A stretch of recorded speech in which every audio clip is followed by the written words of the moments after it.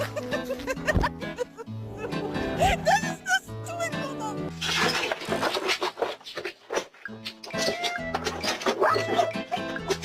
If you're happy and you know it, say oh.